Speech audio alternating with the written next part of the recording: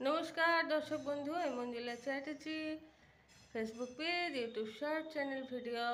তো আজকে আমি আপনাদের সামনে নিয়ে আসছি বাঁধাকপির পাতা বাটার রেসিপি।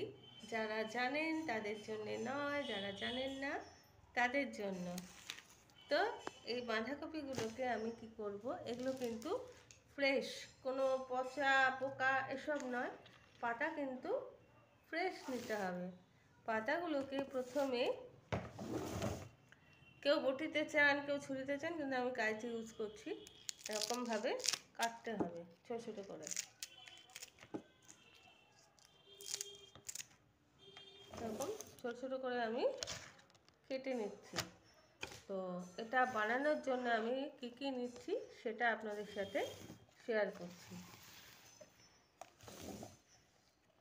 এখানে নিয়ে নিয়েছি আমি ব্যাক ক্যামেরা করে আপনাদের দেখাচ্ছি। রসুন নিয়ে নিয়েছি, এটা আমার গাছের লঙ্কা, ধানি লঙ্কা, ভীষণ ঝাল, কালো জিরে, তেল, নুন, এই হচ্ছে ইনগ্রিডিয়েন্টস। এটা দিয়ে আমি বানাবো। তো চলুন রেসিপিটা শুরু করি। আর এই কপির পাতাগুলোকে একটু ভাপিয়ে নেব।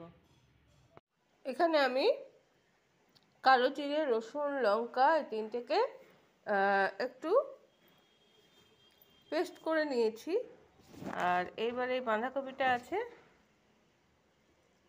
এর সঙ্গে গ্রাইন্ড করে নেব। ঠান্ডা করে নিয়েছি, একটু জল দেবো এখানে। এবার আমি গ্রাইন্ড করে নেব।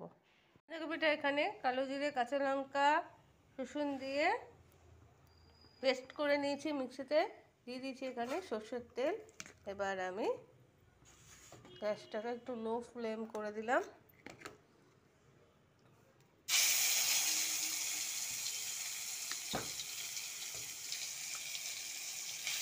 বাঁধাকপিটা কিন্তু একটু ভাপিয়ে নেবেন, নাহলে গ্যাস ট্যাস হয়ে যাওয়ার একটা চান্স থাকে। ডাইরেক্ট না রান্না করাই ভালো।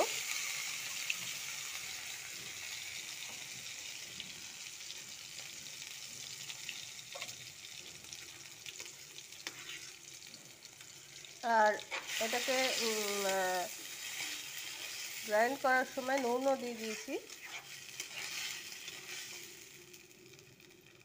একটু ভাজা হোক। যখন এরমভাবে কড়াই থেকে ছেড়ে আসবে তখন জানবেন এটা ফ্রাই হয়ে গেছে। আর যারা পেঁয়াজ ইউজ করতে চান তারা পেঁয়াজ দিতে পারেন, কিন্তু রসুনের পরিমাণটা এখানে একটু বেশি করে দিতে হবে। ঠিক এই অবস্থায় যখন এরকম ছেড়ে ছেড়ে যাবে তখন জানবেন এটা ভাজা হয়ে গেছে।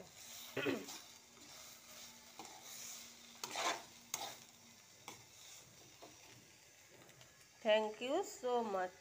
এটা হচ্ছে বাঁধাকপি বাটা।